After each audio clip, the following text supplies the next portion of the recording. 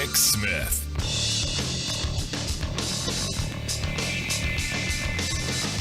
And welcome, brothers, sisters, working class heroes. This is the Rick Smith Show. Thanks so much for being here today on the big program. Lots to get to, lots to talk about. Interesting day of news to start right from the beginning.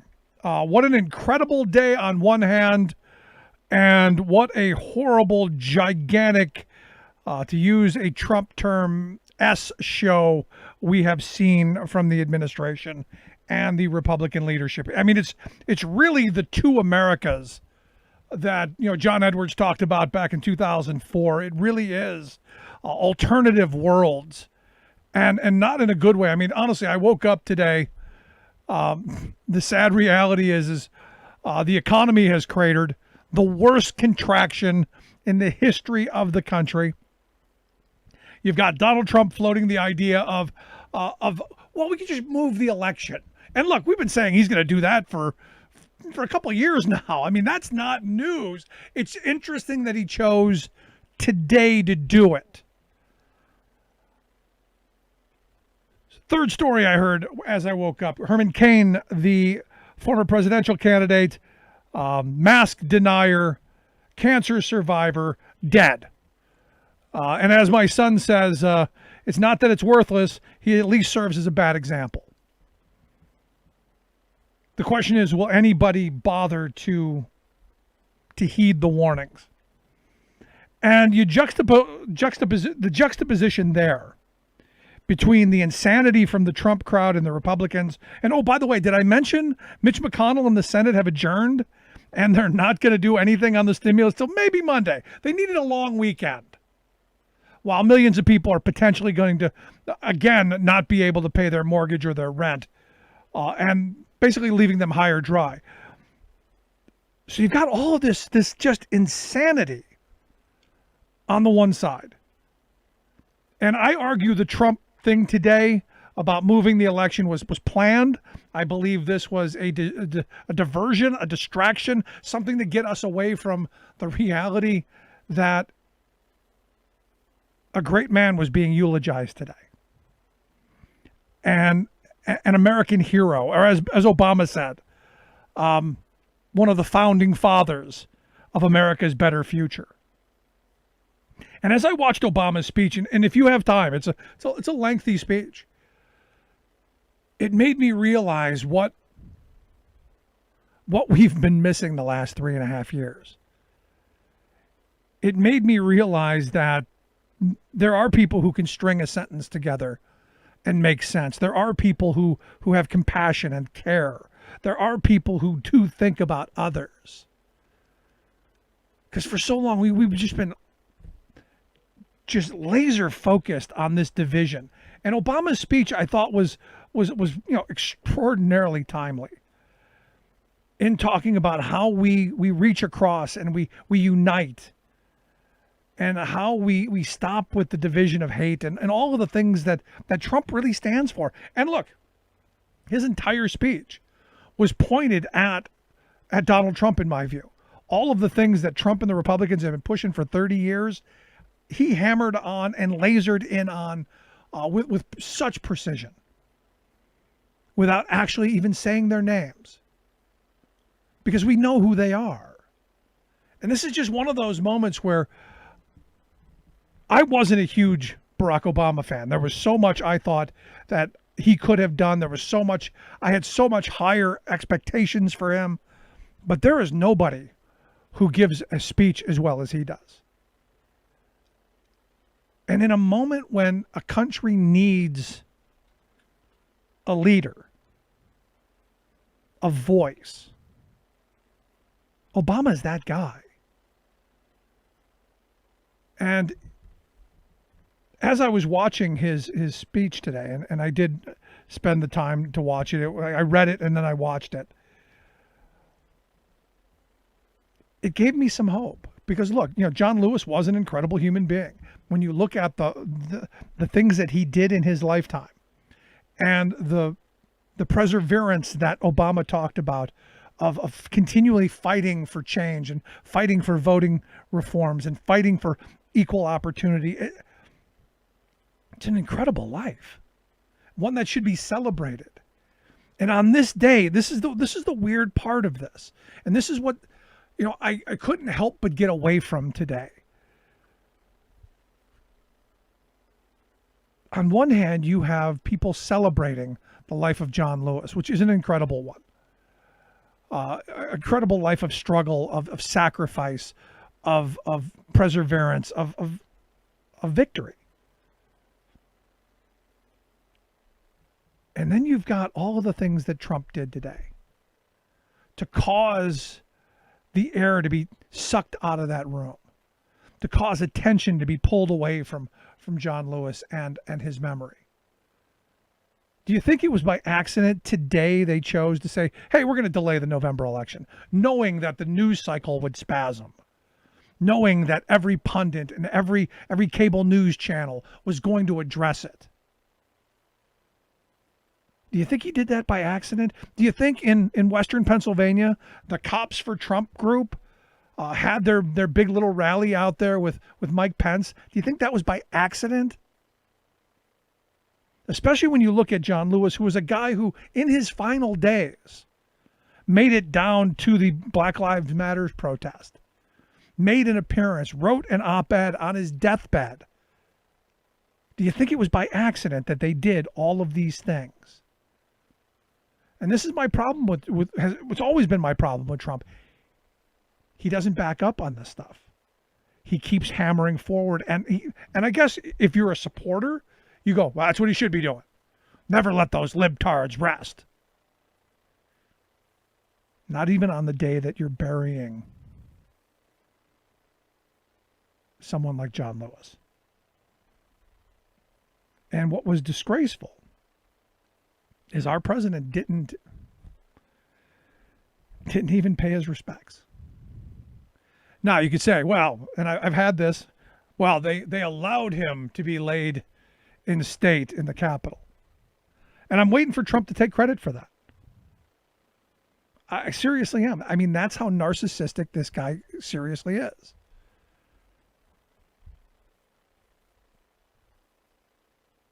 I'm just waiting for it. Now, Obama's speech, I thought, while going through the life of John Lewis and with humor, it was one of those, laugh and cry kind of things. With humor, he went through the man's life and all of the highlights and what he meant to him. But at the end of it, there was a marching order for everybody. And it was to vote. It was to open up the vote to everyone. It was to do some things to expand voting rights. And I think his line about, it's one thing to name the voting rights bill after John Lewis. That's a nice thing to do. But that just gets us back to where we were. Obama's point was we need to go further. We need to open up voting for everyone. In fact, he was in the speech laid out a plan, making voter registration automatic. None of this restrictive voter ID stuff. Automatic. You turn 18, you're registered to vote. He said that we need to make Election Day a federal holiday, which is something I've talked about for a long time. It's something we need to do.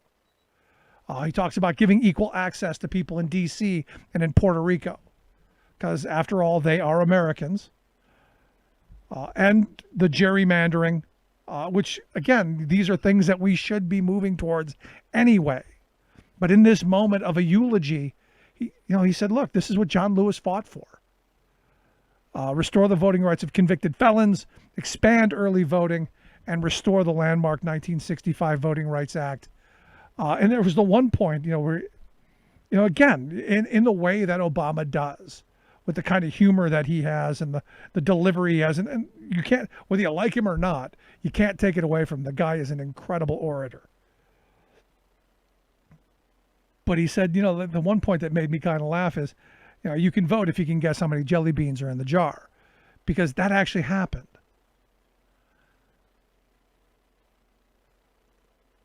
So it's one of these moments where you look at where we are as a country and just how far apart we are. And And listening to Obama, I kind of had a little bit of hope, a little bit of energy, saying that, maybe there's hope. And then that was all dashed. And it came back from the Herman Cain dying. Look, I've talked about Herman Cain for the last couple of weeks. I did not want to see his demise. I had wished him a recovery. This is horrible. But the weird thing is we're a country that can't even agree that the man contracted coronavirus and died with coronavirus. Because immediately the right wing, the unmasked community was like, no, you libtards don't understand. He didn't die of coronavirus. He died of stage 4 cancer. Because he had stage 4 cancer back, I think it was 2006. And ran for president in 2012. That's what evidently they're claiming now. And this is one of these weird worlds where you go, no, the man he admitted he's in the hospital. He was doing lung treatments. The colon and the lungs are kind of far apart. Just a thought. Maybe we should learn basic anatomy. He was in for lung treatments. He succumbed to those ailments. Even in this man's death, we can't admit what's right in front of us. And like I said, there were some people who were fairly hateful and, he deserved it and all that. I'm not going to go there. That's not who I am. I'm sad for his family. I'm sad for his loved ones, for the people who worked for him. But this is one of those moments where, can we not, at least somewhat as a country, coalesce around some basic ideals and some basic thoughts, some facts? We're in the middle of a global pandemic. It is dangerous. It can kill you. It has killed numerous people. This is not making this up. There are over 151,000 people dead from this. And they're saying that number is probably going to double by the end of the year. Hope I'm wrong. Hope they're wrong. Hope it flattens out. Hope it ends. Hope Trump is right and it goes away. I hope the demon seed woman is right and hydroxychloroquine is the greatest cure since the alien space semen. I'm hoping. I'm really hopeful. But that doesn't mean we get to be belligerent and ignorant and just ridiculous. And on this day, I want to remember the time I met John Lewis. I want to remember the inspiration that he was to stand up for what people believe in. And while Trump and the Republicans are doing everything they can do to demean and demoralize and crush people seeking redress of grievance from their government by protesting in the streets, as they're talking about dominating the people in the streets, I hope the spirit of John Lewis gets into everyone and says that, you know what? We need to stand our ground. We need to speak up, stand up, and speak out. I'd love to hear your thoughts. You can email me, rick@thericksmithshow.com. Do you see it like I do, this weird two kind of world? It's frightening to me. You can email me, rick@thericksmithshow.com. I'm going to take a quick break right back after this. Stick around. There's nothing more American than workers standing up, and the union gives a voice to win. On the Rick Smith Show. I'm Rick Smith, and this is Labor History in 2.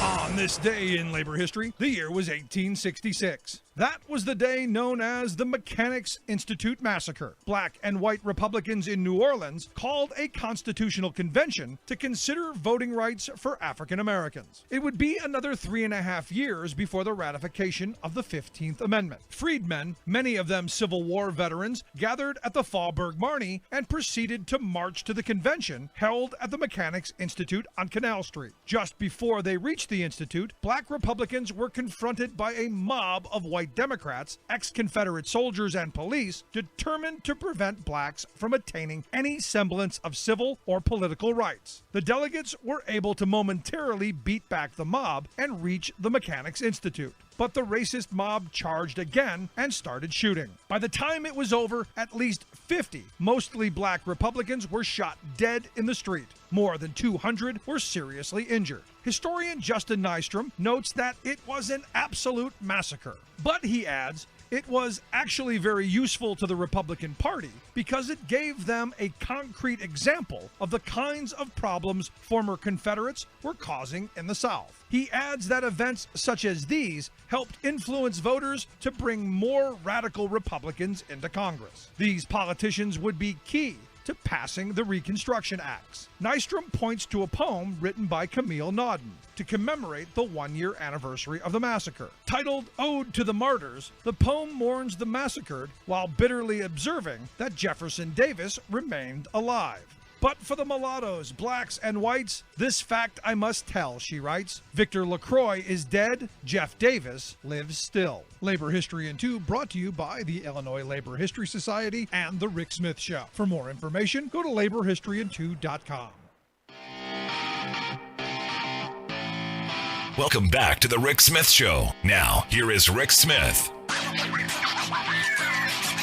Like I said, while I see the moving of the election, the trial balloon by Trump as just a way to suck some of the oxygen out of the air in the news cycle around John Lewis's eulogy and funeral, it did not get lost on at least one guy that I think kind of shocking.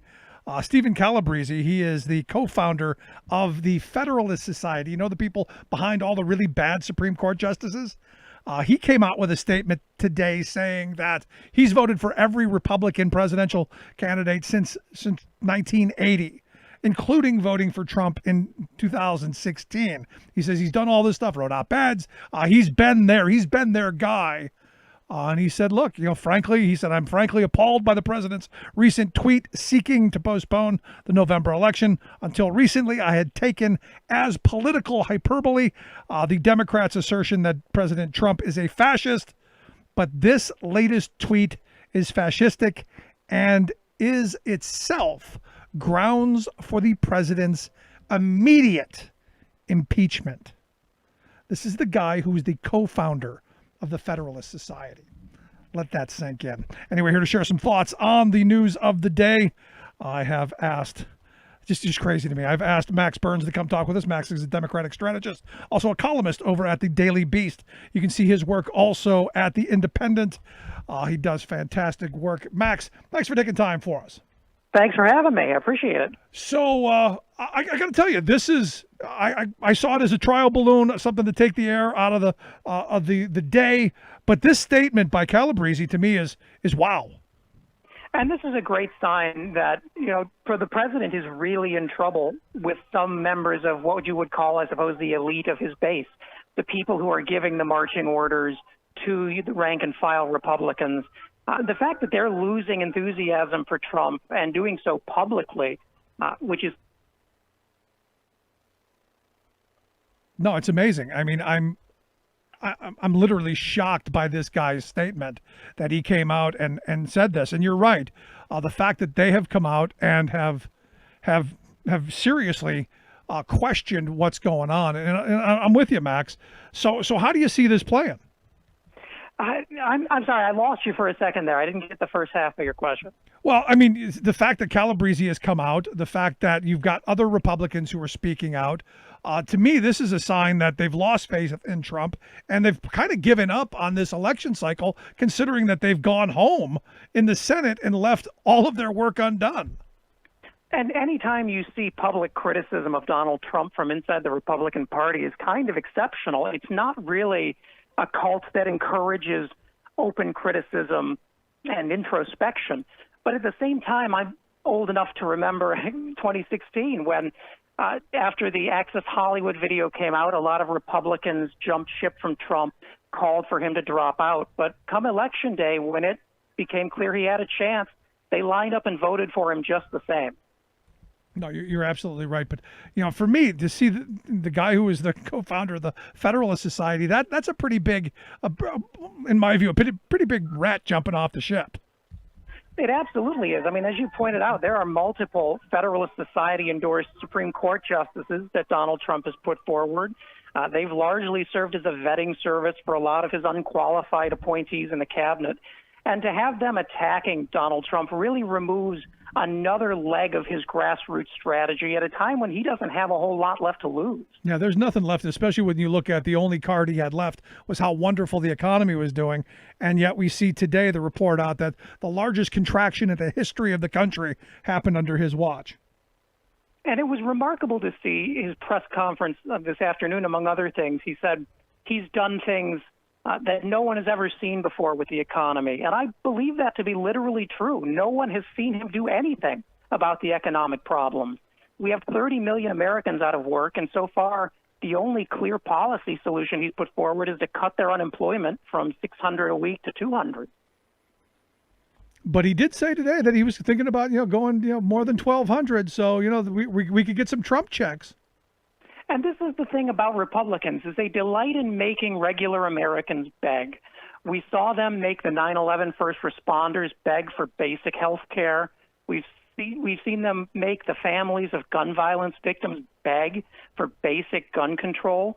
And now they're making 30 million Americans beg for the unemployment checks to keep their kids fed and a roof over their heads. It's really a disturbing look at how far the party's fallen. Yeah, but and this is where I might disagree with you a little bit. This is who they've been.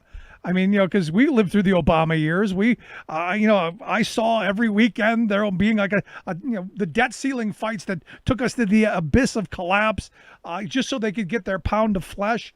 This is who they've been. So I'm a little less likely to say that they've fallen. I'm of the mindset this is who the Republican Party has been, and Donald Trump is just a manifestation of how horrible they've been over the last 20 years. And I think you're right. I think if anything, I would revise my thought to say that the mask has really come off. Before, they used to hide behind saying, well, and now all they're saying is we're not going to give you the support because you didn't vote for us. So if anything has changed, it's really that they're just being blunt and honest with people for the first time in decades. Yeah, no, you're right. So were you surprised today that McConnell, adjourned and we're gonna take a long weekend? Were you surprised by this? I think it's just typical Mitch McConnell. He plays games with things that mean food on the table for regular Americans. If his goal is to put pressure on Democrats maybe to compromise and accept a worse deal, he's completely underestimated the mood in the country.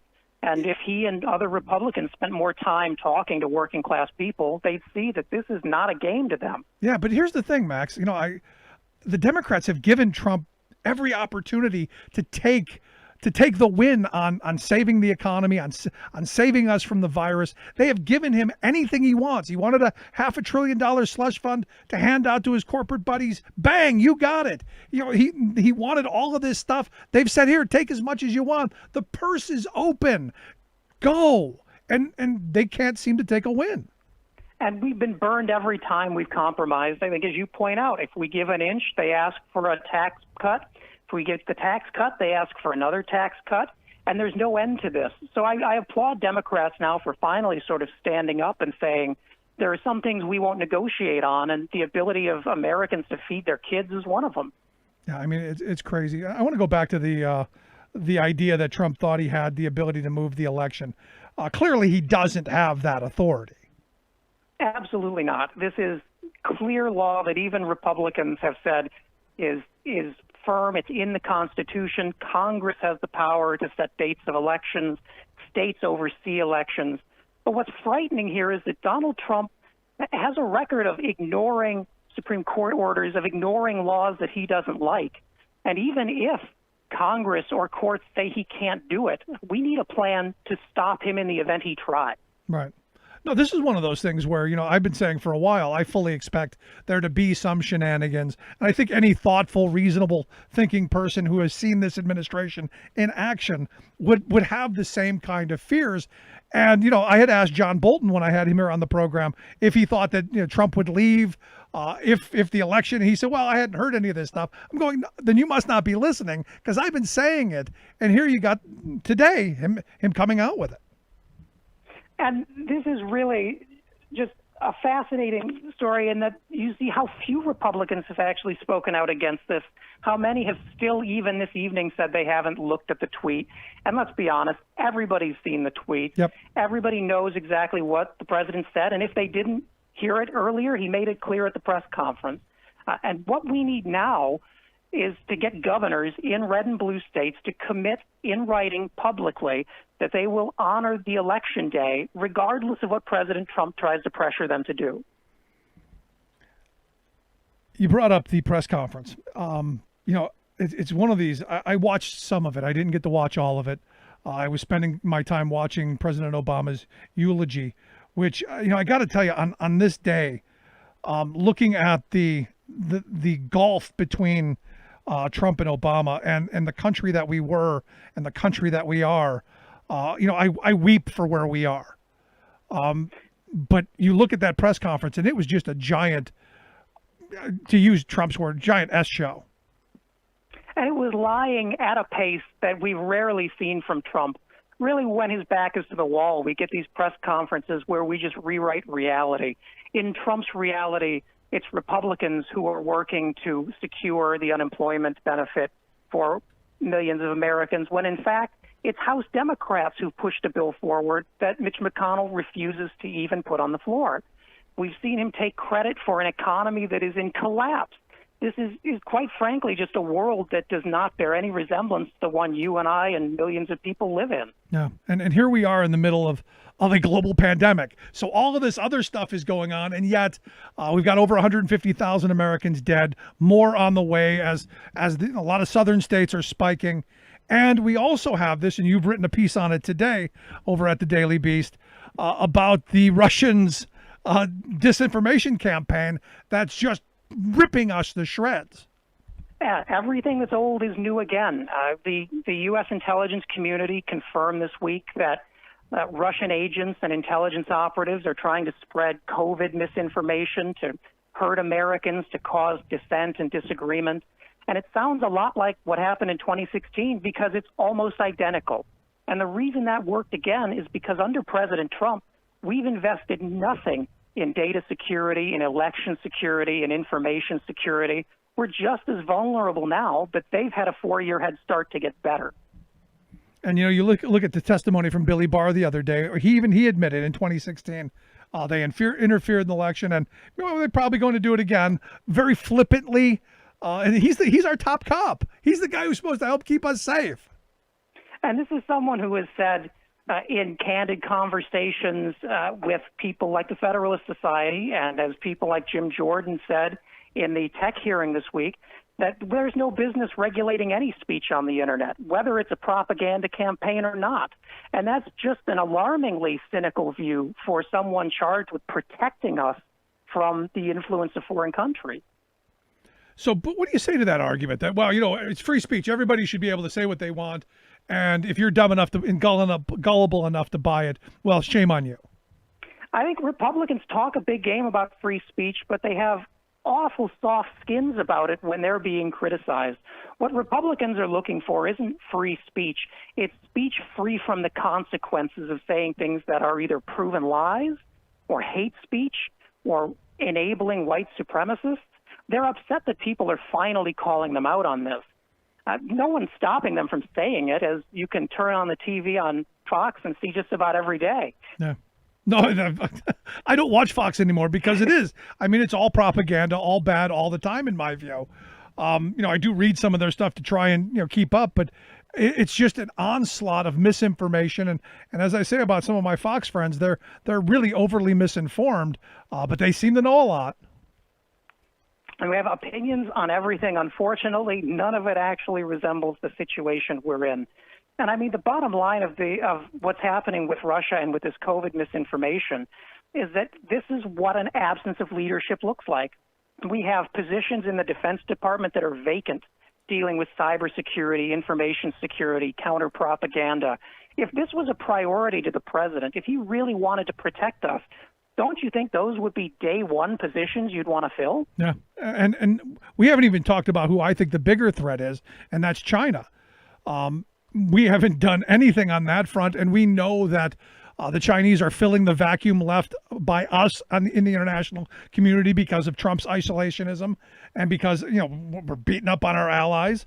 We're a much less safe country, I believe, because of how he's handled things.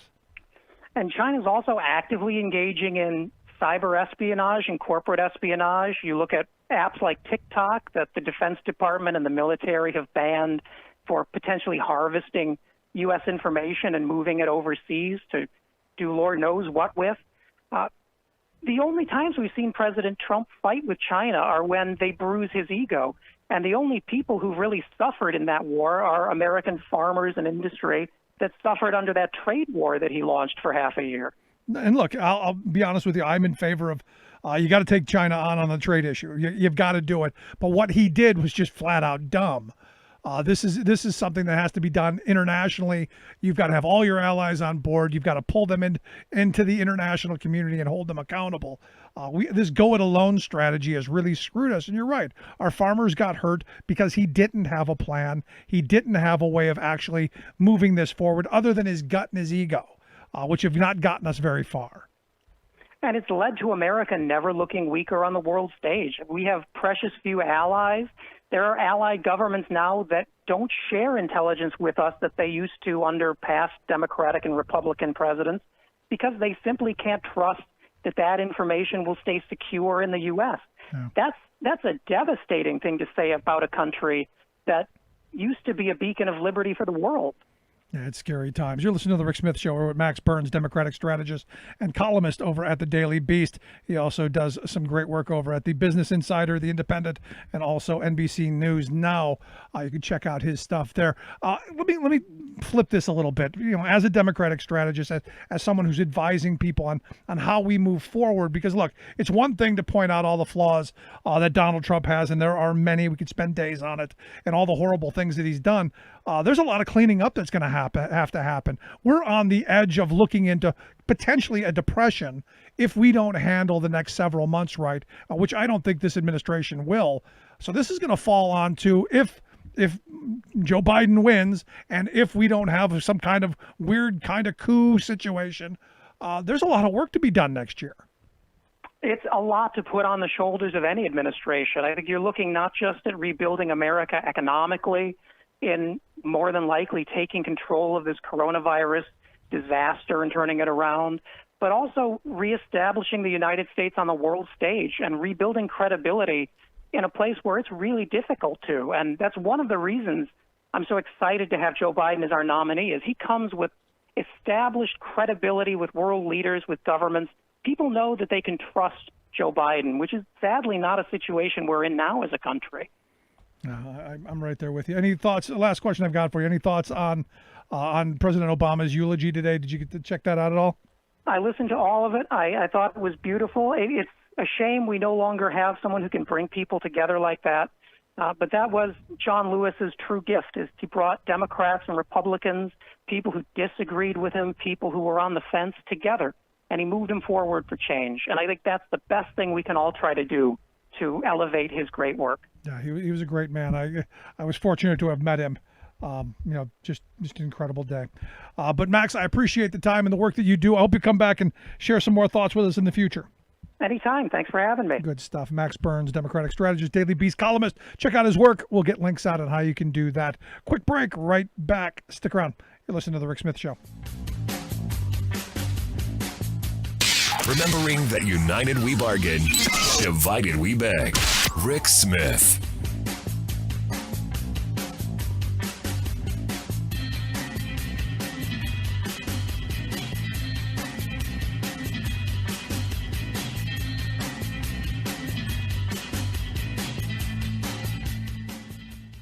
I'm Rick Smith, and this is Labor History in 2. On this day in labor history, the year was 1965. That was the day that U.S. President Lyndon Baines Johnson signed Medicare into law. This federally funded health care program provides assistance to one of the country's most vulnerable populations, the elderly. At the time the law was enacted, many seniors found it difficult, if not impossible, to get private health insurance. President Johnson signed the law in a ceremony in Independence, Missouri, the hometown of former President Harry Truman. While in office in the 1940s, Truman had proposed a national health insurance plan. Unfortunately, he was unable to get his plan through Congress. President Johnson wanted to recognize Truman's efforts. At the bill signing ceremony, President Truman received the very first symbolic Medicare card. The law went into full effect in 1966. 19 million people registered for the benefit. One of the labor leaders who fought for Medicare was Nelson Hale Cruikshank.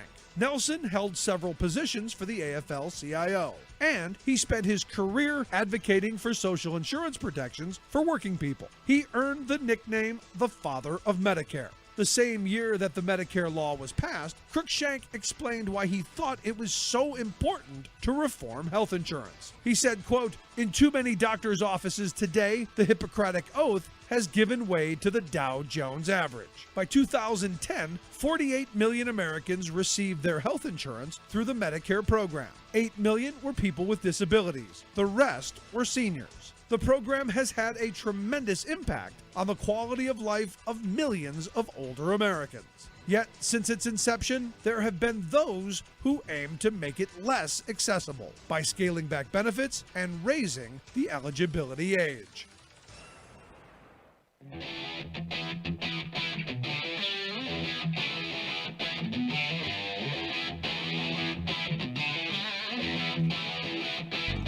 Welcome back to the Rick Smith Show. Now, here is Rick Smith.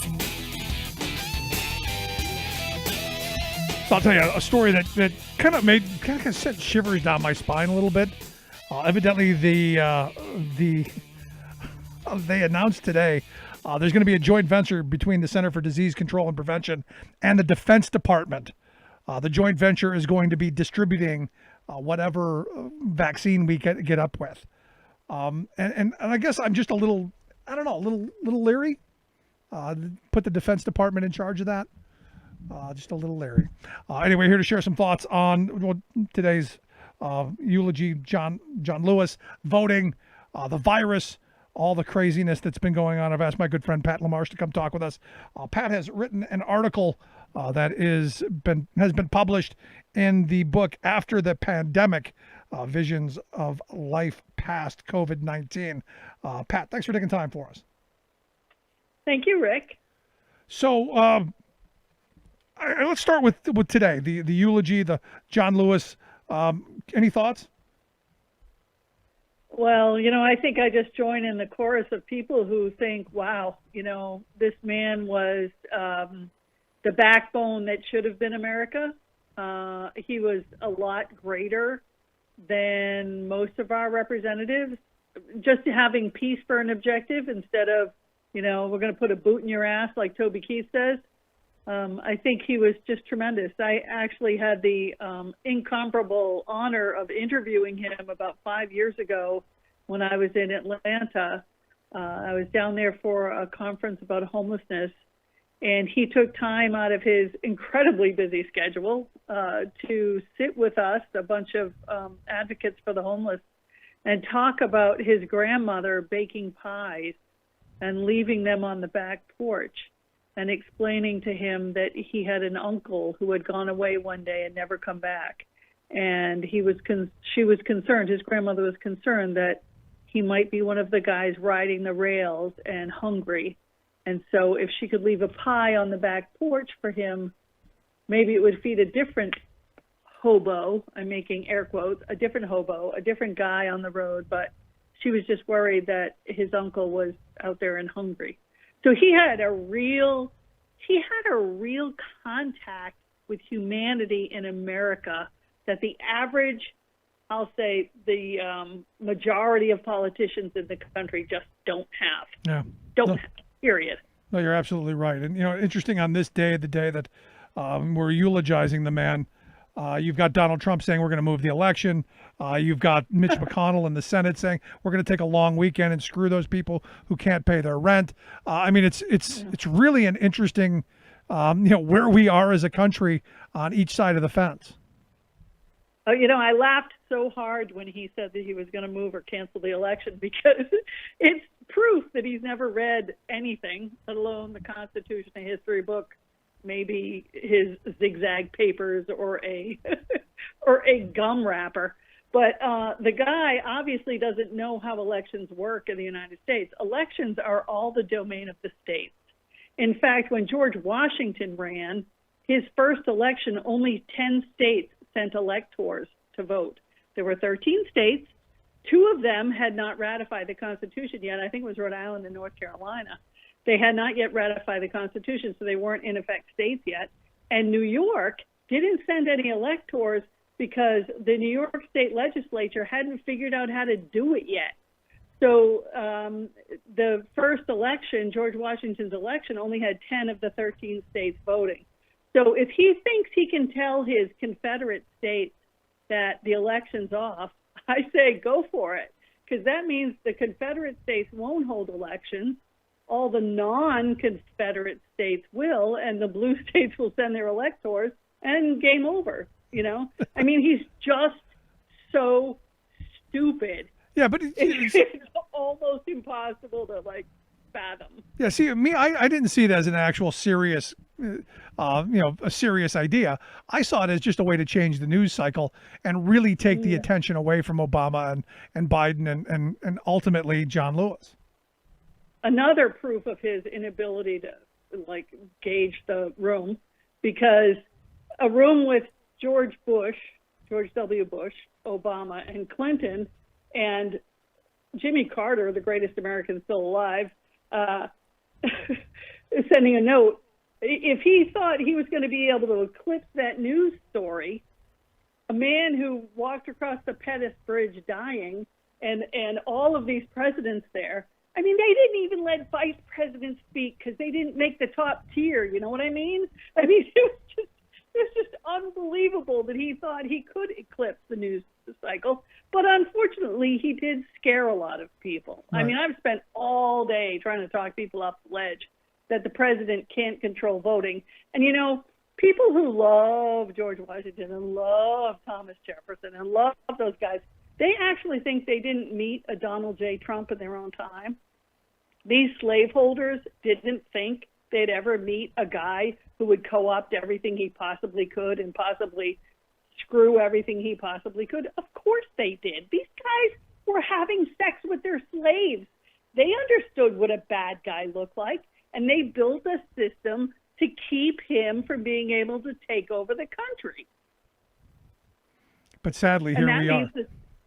Yeah, but it's true. I mean, Thomas Jefferson built a system where Donald J. Trump cannot possibly forestall the election. But ultimately, if you listen to Obama's speech today, his main premise was you got to get out and vote. So even if they try and move election day, you still got to get out there and you still got to cast those ballots regardless. Yeah, well, you can't move it in 11 states. 11 states, their election day is in their state constitution.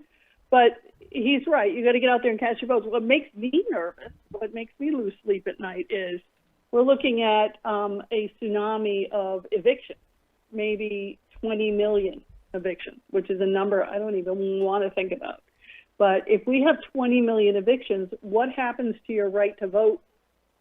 If you're evicted from the address you're registered in, and in about 19 states, in the 28 to 31 day states where you have to be registered within 28 to 31 days, what happens if you're evicted on November 1st or on October 15th? Do you still get to vote?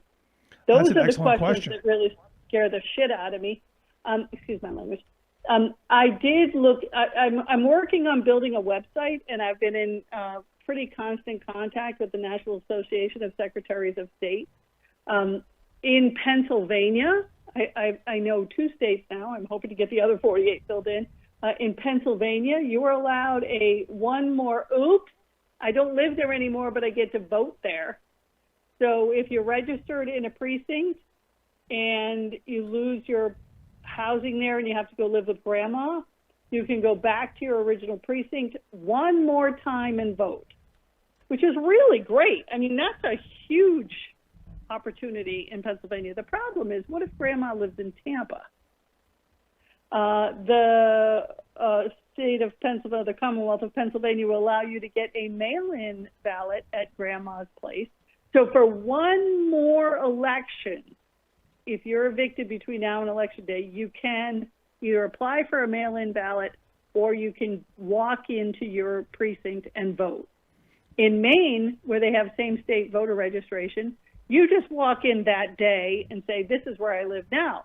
I live under the bridge over on the river. I have no home. And Maine will let you vote. Wow. Maine has the most liberal vote of all. So is it your thought that, maybe this whole, long weekend, maybe no extended moratorium, maybe no help for people, the millions of people who are going to possibly lose their homes because they can't pay their rent or their mortgage, that there's some plan behind this, that maybe we kick a bunch of poor people out of their homes and somehow make it that they're not going to vote even if they can? Yeah, that they lose their franchise. I think it's extremely frightening. And I don't know that I would give Donald Trump or his rotten kids or any of his rotten friends credit for coming up with that. Maybe that creepy little Steve guy and that Mnuchin guy, they're pretty nasty. But I don't know that I'd give anybody else credit for coming up with this on their own. But the fact remains that, they could end up disenfranchising 5 to 10 million voters. And the other thing that makes it kind of crazy is, if you remember a couple of years ago in Virginia, there was a state Senate race that was lost by one vote. Right. So it's really important that people vote. So, I am very concerned, and I'm working on this, and I'm hoping to have I literally want to have a website that the URL is ilostmyhomehowdoivote.com. Because that's the point. I lost my home. How do I vote? Right? And each state you'd click on it tells you how to still vote, because this would be the ultimate way to steal an election with all of these evictions. And then that would be the perfect way to challenge everything. Because I fully expect this to be the most litigious election in our lifetime, even more than 2000. Right. But they've got all those mamas out in Portland and guys with leaf blowers, and we're not taking it. We are not taking it this time. Yeah, good stuff. And that's the only really good thing about this. I mean, I'm ready to, haul out the kitchen knives and go to the street. Time for some good trouble. That's right. There you go. Pat, I appreciate the time and the thoughts. And let me know how that works. So I'm happy to help you. Okay, great. Thanks, Rick. Thanks, Pat. I mean, it's one of those things I hadn't really thought of. What happens to all those voters who, once they become homeless, because evidently voting is not going to be high on your priority list. That's even a little more nefarious than I'm willing to give them credit for. I'd love to hear your thoughts, though. You can email me, rick@thericksmithshow.com. Gonna take a quick break. Right back. Stick around. Remembering that united we bargain, divided we beg. Rick Smith.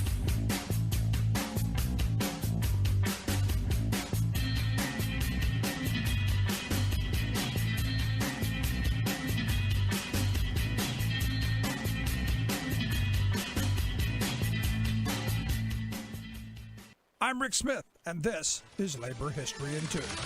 On this day in labor history, the year was 1975. That was the day that began one of the greatest mysteries of the United States labor movement. Teamster President Jimmy Hoffa disappeared in Detroit. Hoffa was the son of a coal miner. After his father died, Jimmy left school and went to Detroit to work in a warehouse. When Hoffa was only 20 years old, he organized a strike of dock workers at the Kroger Grocery and Bakery Company. He became recognized for his labor organizing skills and went on to head the Teamsters Union. Under Hoffa's leadership, the Teamsters had become the largest international labor union. He played a key role in negotiating the first ever ever national freight hauling agreement. In 1967, he faced several charges related to a federal investigation. He was convicted of jury tampering and sentenced to 10 years in prison. President Richard Nixon commuted Hoffa's sentence in 1971, but the release was conditional upon his not participating in union activities for 10 years. Hoffa planned to appeal this restriction in court. What happened next is a mystery. He was reportedly scheduled to have a dinner meeting with Anthony Tony Jack Giacalone, a Detroit mobster, and Teamster boss Anthony Provenzano. When Hoffa did not return home that evening, his wife reported him missing. Both men denied they were supposed to have met with him. Hoffa's body has never been found, and the actual cause of his death has never been determined. In 1982, he was declared presumed dead. In 1992, Jack Nicholson starred in a biopic about Hoffa's life. His disappearance has generated considerable interest over the years with multiple theories, and still the mystery remains unsolved. One thing that's not a mystery was his determination to make workers' lives better. Labor History in 2 brought to you by the Illinois Labor History Society and The Rick Smith Show. For more information, go to laborhistoryin2.com, like us on Facebook, and follow us on the Twitters at Labor History in 2. Welcome back to the Rick Smith Show. Now, here is Rick Smith. So I got to tell you, I think it's disgraceful that McConnell has adjourned the Senate for the weekend. I just find it disgraceful when 30 million people in this country are going to lose the extra unemployment benefit. You know, I saw this statistic, something like 15% of the economy right now is being propped up by this additional spending.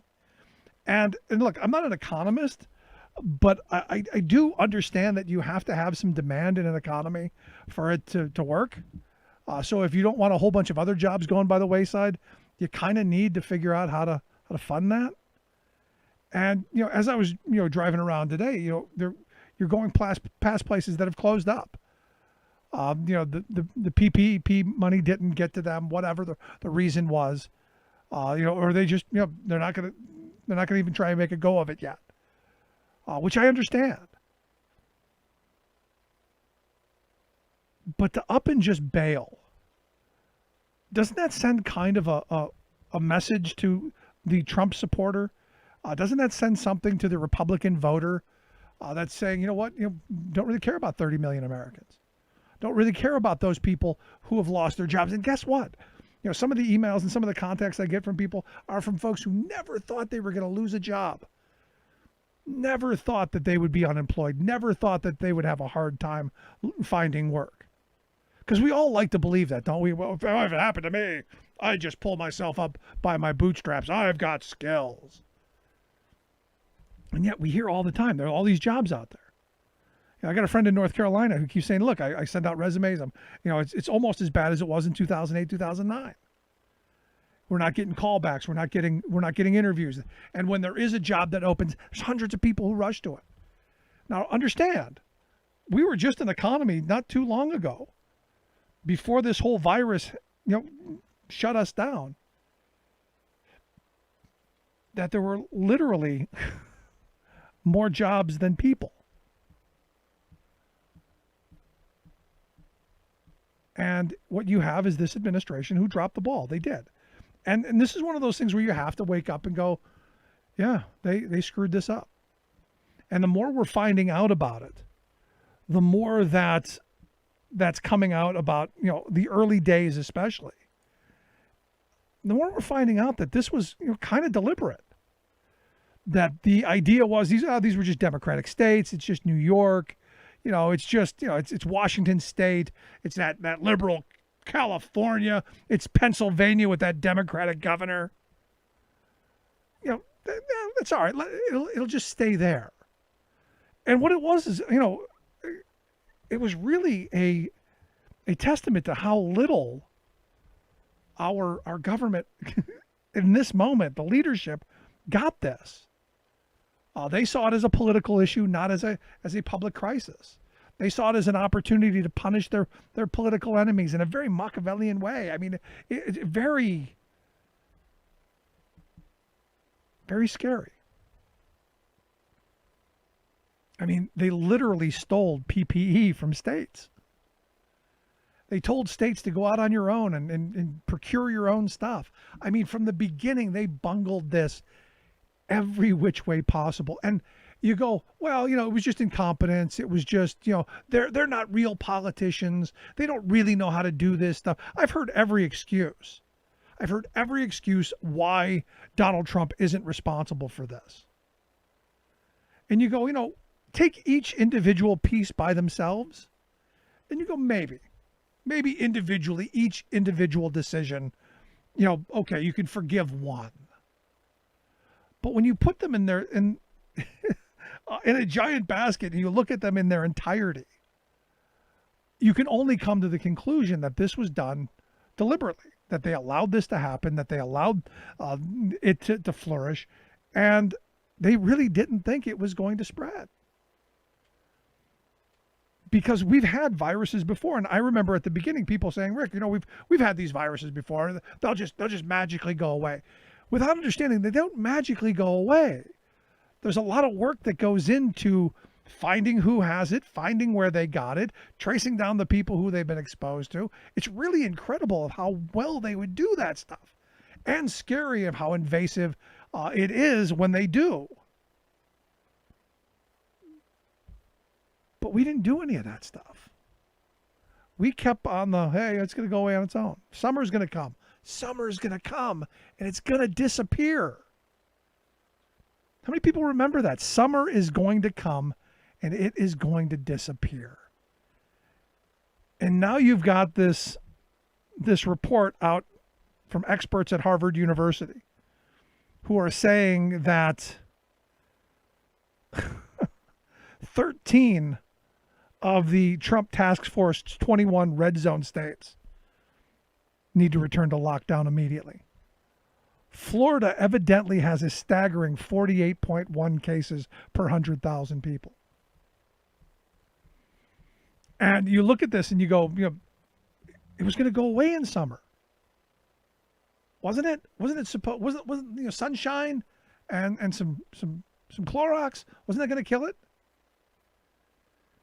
And yet you look at, you know, places like Louisiana, up over 46, Mississippi, up over 43, Alabama, almost 40. You look at these states that are, you know, they're struggling. In fact, you know, I saw a story coming out of Miami-Dade that their capacity, they're at like ICU capacity of 146%. There are no ICU beds. And I know someone's going to say, Rick, that's not true. It's not accurate. They've got ICU beds in Orlando, maybe. And this is the thing that I'm struggling with.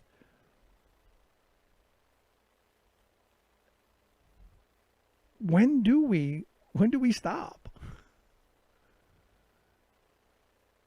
I said at the beginning when Trump became president that I thought he was going to be the great uniter. And I said on Inauguration Day, he will be the great uniter. He's going to unite the country against him. I still believe that. I still believe to my core that eventually, even the most hardened Trump supporter looks at the what's in front of us. Looks at the fact that we're not getting the things done that we need to be getting done. Looks at the fact that things are still getting worse. Looks at the fact that our economy is now cratered. Looks at all of this administration in its entirety, all of the chaos, all of the you know, daily firestorm of ridiculousness, and that they eventually come around to, yeah, we need change. You know, I had a conversation with a friend the other day who said, you know, Mitt Romney seems like somebody that I could vote for. And he's a fairly liberal guy. He goes, look, if I had to get a Republican, you know, Mitt Romney seems sane. That was just 2012. What a difference a handful of years have made. And the sad reality is that this virus is destroying our country. And there's no vision on how to move us forward. There's no helping hand coming from our friends in D.C. because guess what? They just took a long weekend. And do you think they're worried about paying their mortgage? Do you think they're worried about paying their rent? Do you think they're worried about their kids having food on the table? Do you think they're worried about the fact that they lost their health insurance? Do you think that they're worried about, go down the list, the kids going back to school, going to the grocery store, having a job? Do you think they're worried about any of that stuff? No, they're not. They're worried about hitting the golf course. Hold them accountable in November. That's the answer. Hold them accountable in November. Quick break. Right back. Remembering that united we bargain, divided we beg. Rick Smith.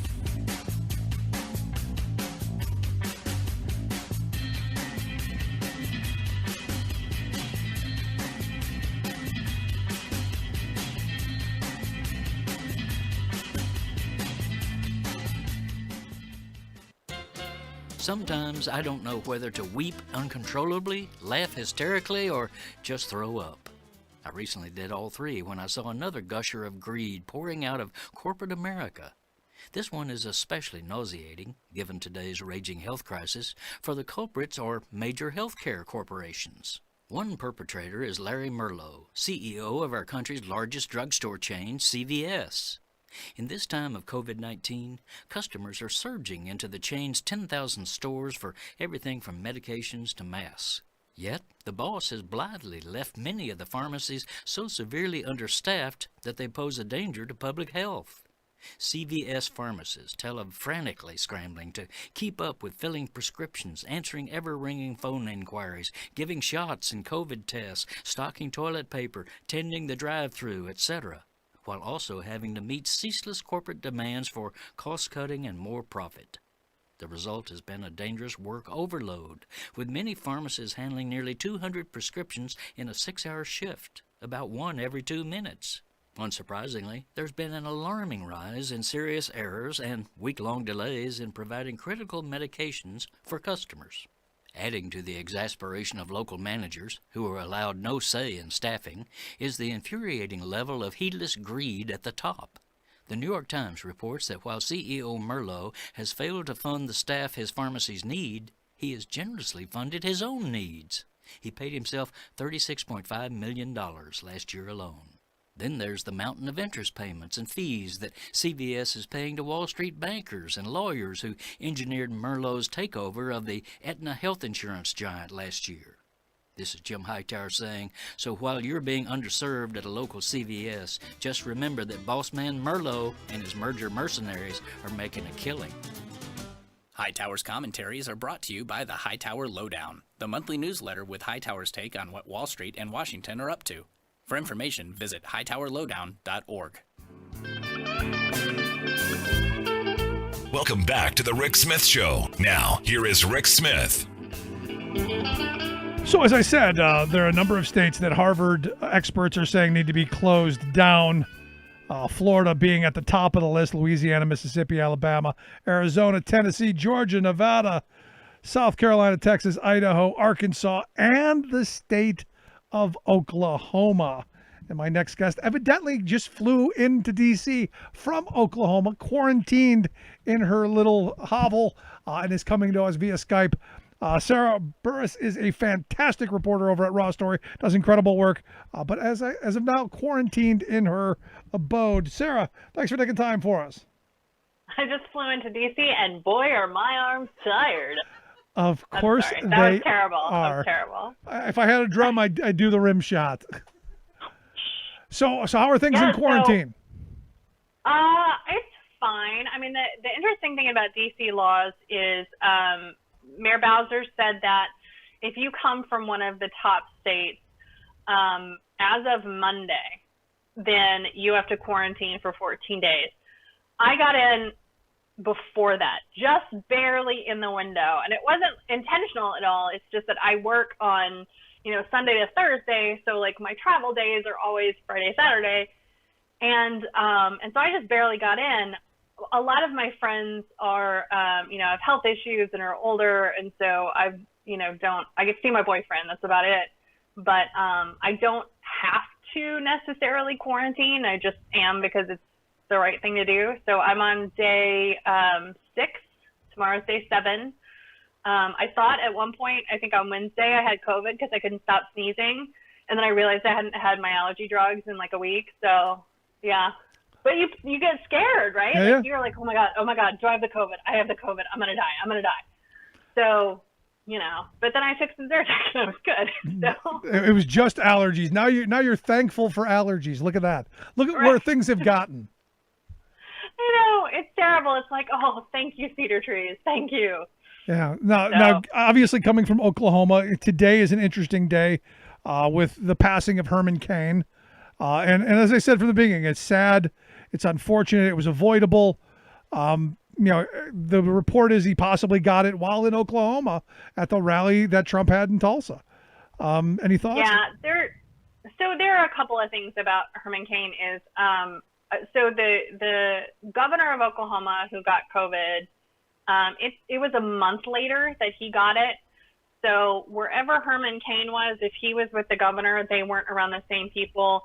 I don't necessarily think that Herman Cain got it from being in the rally space. I think if he came in contact with some of Trump's staffers, that's probably more likely. What I also found out too is that Herman Cain also traveled to Arizona right after Trump did that Tulsa rally, which again is a huge hotspot. So it was within that week. It was about 10 days from the day of the Trump rally until he started to get really, really sick. And then it was 2 or 3 days later that he was in the hospital in Atlanta. So it's sad because it's like, I'm obviously not a huge fan of Herman Cain, but this is one of those things where it doesn't matter what your political party is. It doesn't matter if you're best friends with the president. You're going to die if you get this. You're not. If you're 74 and you have health issues, you're going to die, right? So I wish that this would be something that would wake him up, that would make him realize, oh my God, I need to be doing more. I need to be doing better. No, and it's not.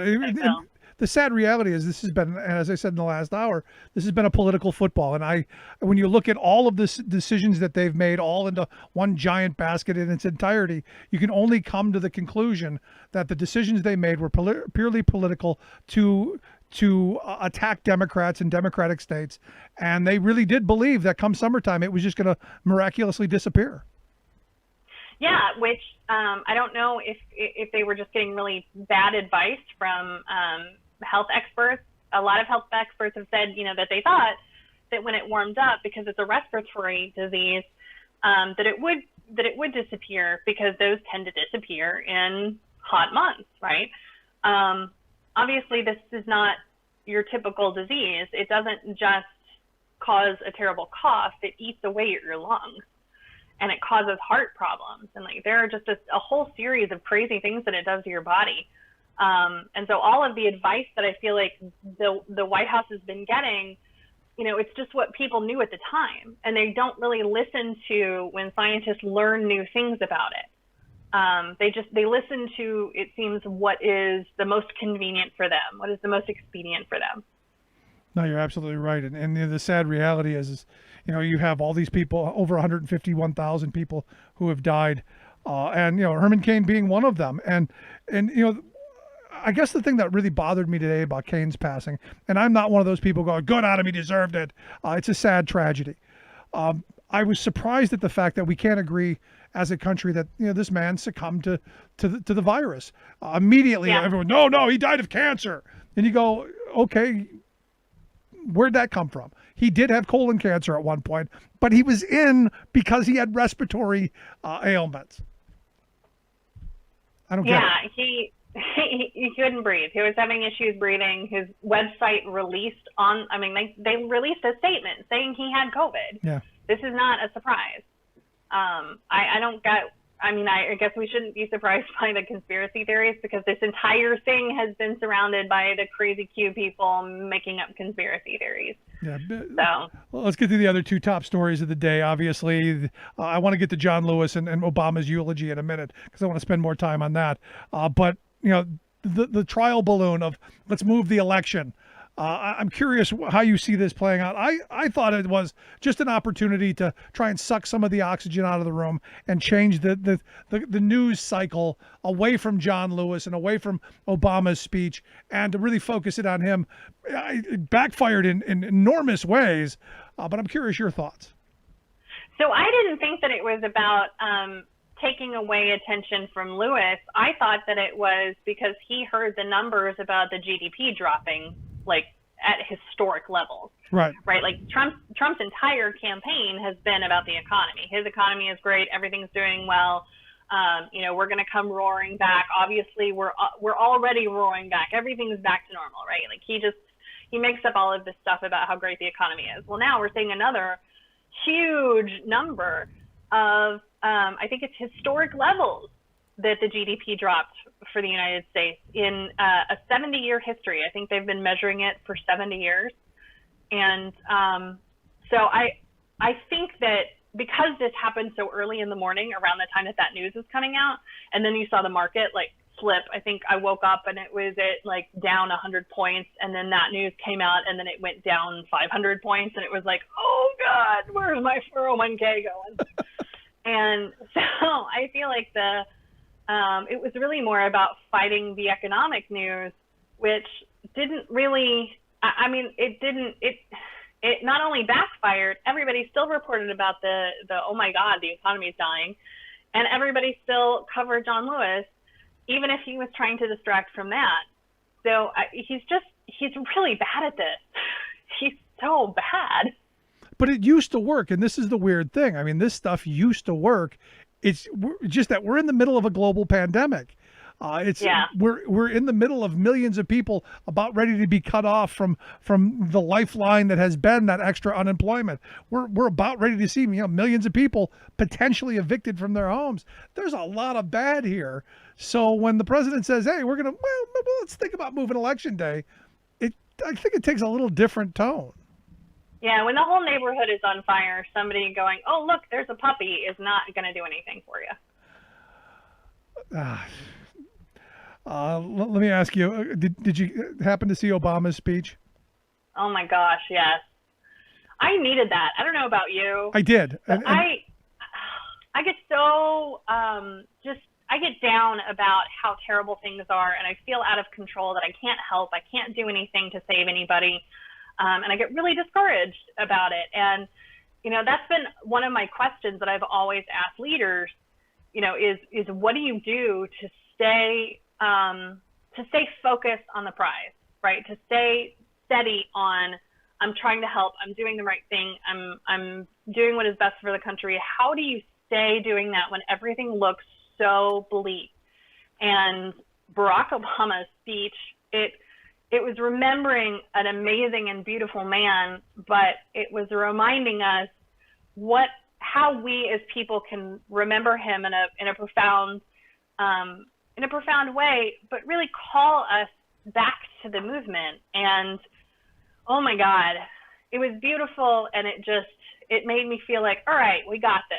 Yes, we have a few more months. We can do this. So I hope a lot of other people felt that same kind of call to service and reminder that, we can still do this. We just have to keep working for a few more months.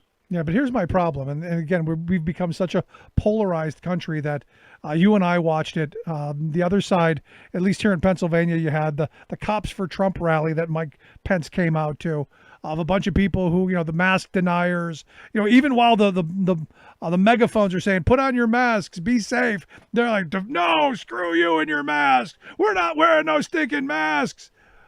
It just seems that we're really two really bipolar societies. That's okay. Screw them.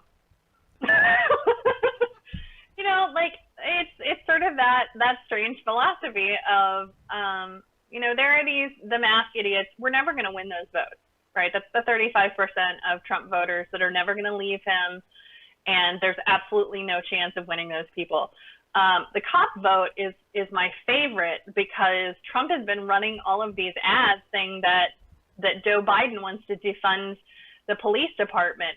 Well, the thing about the cop event today is that it required another like $5,000 to $10,000 of security money, and Trump still, I think we're at about $2 million of unpaid security funds that Trump's campaign hasn't paid to cities. And won't. So Trump is already defunding the police. $2 million so far that police departments that pay for overtime, that pay for officers, that pay for little concrete blocks and fences and all of the things that are necessary for when a president or vice president comes to town. And one of the things that I read was a Wisconsin mayor who just kind of told the Pennsylvania mayor, if you think that you're going to get something out of this, you're not. Yeah, you're going to get something. You're going to get stuck with the check. Yeah. But, here again, this is one of those things where you go, this has been Trump's MO from the beginning. We were talking about this kind of stuff back in 2015. Yeah, and that's the thing. He hasn't paid bills since 2015 for these things. This is not necessarily the case with official visits, which are taken care of at taxpayer expense. These are only for campaign events, which taxpayers do not pay for. And I don't know how they're getting away with it, but there was a congressman who did file an FEC complaint for unpaid debt, and the FEC just hasn't ruled on it. So I'll be interested to see how that goes. No, but going back to what we were talking about a minute ago about Kushner and his task force, basically just going, screw it, they're Democratic states. Pennsylvania is right now a Democratic state, and it's leaning heavily towards Biden. To come into Western Pennsylvania, a state an area that got hit pretty good, and to have this kind of an event where you've got people who are openly defying sanity or logic, is not only bad for the state, it's bad for the country, I think. Yeah, it's dangerous, and I think at a time when we've got a serious economic problem, right? And this is a city, it's Greenburgh, right? Greenburgh, yes. Pennsylvania. 14,000 people live in the city of Greenburgh. Their city budget is $12 million a year. Their emergency fund is only $15,000 a year, and they just blew the whole thing on Donald Trump's rally. So they better hope that nothing bad happens, or that the federal government is coming to rescue them. You mentioned Jared Kushner. This is the big thing that we found out about Kushner today, is that his group of staffers who were trying to come up with what is our plan for getting out of the coronavirus pandemic, somebody suggested at one point, and they actually have a White House source on this, someone suggested, you know what, let's just leave it to the governors because it's all blue states that have the virus. So why do we care? Right. Let them deal with it. And then when it fails or everybody dies, we can just blame them. Well, guess what? Viruses don't stop at political boundaries or state borders. It goes on. And so now you have red states all over the country where people are dying en masse. And, obviously, whatever crazy sociopathic idea that Kushner's people came up with, it ain't working. No. And now there's no strategy. No, but there never was a strategy. So, not surprising. But here's the thing, as inept as they've been, then that stuff filters down to the local crazy. And here in Pennsylvania, we've got a state representative who's a complete moron. I call him Ding Dong Diamond. He's just the biggest ding dong you're ever going to meet. But he came out with, and you wrote a piece on this, with a statement that evidently he plagiarized from Dr. Levine, trying to be sarcastic about how there's an intolerance towards him and the unmasked community. He was trying to make it a civil rights issue not to wear a mask, and it's one of those moments where I'm reading and I'm going, if this were back in my grandparents' day, my grandfather would have just smacked him, because that's what someone like this needs. They need a good smack. Seriously. And so I am new to Mr. Diamond. I didn't know anything about him. And so when I saw, this statement, I was just like, oh my God, what is wrong with you? What rock have you been hiding under for the last 3 or 4 months? And so I thought, all right, writing up the story, crazy, Republican doing crazy things, it's like different day, new day, different Republican. Different ding dong. But then I found out about Dr. Levine's statement and putting them right next to each other. It's hardcore plagiarized. Like, this is just sad. And I guess he was trying to, I wasn't sure if it was like a joke or, I mean, it just didn't really, whatever it was, it didn't make sense. And it just made him look like a bigger idiot. That's not possible. One of my favorites. Right. One of my favorite stories today from the John Lewis thing was that at one point he sent out a press release announcing that he was going to grow a beard because people always confuse him with Elijah Cummings. And that is a good press release that's funny, right? Diamond needs to learn what a joke is before he tries to do something like that, because I mean, it just ends up making you look like, one, an ass. Two, you don't have anything better to do. He doesn't. Right? He is and he doesn't. There are serious issues that are happening in Pennsylvania. There are people dying of COVID. Obviously, there are cities that are blowing their entire contingency budget on a Pence event. So there are actual issues that need to be dealt with, and this guy has nothing better to do but to try and make masks a civil rights issue. So Diamond's the guy who was out on the steps during the reopen stuff, leading the minions on. He was out there without a mask. He was one of the guys who's been cheerleading all of this insanity because he doesn't believe in government. He's a destroyer. He shouldn't be anywhere near the State House. And the people of Annville and Cleona and that area that elected him ought to be ashamed of themselves for giving the state such a moron to sit in the halls of power. It's sad, but I agree with you. There's no reason this guy should be in office, but at the same time, he probably is really helpful at raising Democrats a lot of money. That's the only bright side. You know me, I always trying to find the bright side of everything. There you go. Last thing I've got for you. Evidently, Trump had a very loud phone call that was recorded by someone in the restaurant and given to the New York Times because, hey, nobody records Donald Trump speaking. Oops. So what happened is Donald Trump called Jim Inhofe, the great senator from Oklahoma. Senator Snowball. Senator Snowball. He called Jim Inhofe when Inhofe was in one of his favorite, a Republican-leaning restaurant, apparently, on Capitol Hill. I live way further uptown, so I don't know about these restaurants. Plus, I'm in quarantine, so everything is being delivered to me right now. But because I think Jim Inhofe is 900 years old, he turned his speakerphone on to better hear it, and then the entire restaurant could hear it. And of course, when you live on Capitol Hill, there's somebody in the restaurant who is not a member of your party or a reporter, and they're going to record that stuff. Yep. And that's exactly what happened. And my favorite part of the conversation was Trump complaining to Inhofe, who's the chair of Senate Armed Services, complaining to Inhofe about, that he doesn't want this bill to pass, that changes all of the names of the bases from Confederate generals to actual American heroes. And Inhofe tells him, oh, no, that's never going to happen. Don't worry, I got it. The bill already passed by this point. They passed it, was it the 25th? And it was overwhelmingly passed. How do you, and Trump said that he was going to veto it.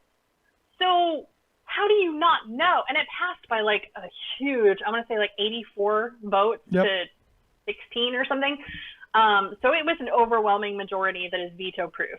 So one, Inhofe lied to him because he should have known better. He should have been oh, actually, that passed. But you got to wonder, was Inhofe lying to him to get him off the phone? Probably. Was he just or he wasn't paying, or like you said, he didn't hear it and he just let it go. But it kind of rang of Gordon Sondland and all of that. But Sarah, I appreciate the time. As always, wonderful stuff. Keep up the great work. I look forward to talking to you again next week. Thank you. Be safe. Our good friend Sarah Burrows. Check out her work over at Raw Story. Quick break. Right back. Stick around. You're listening to The Rick Smith Show.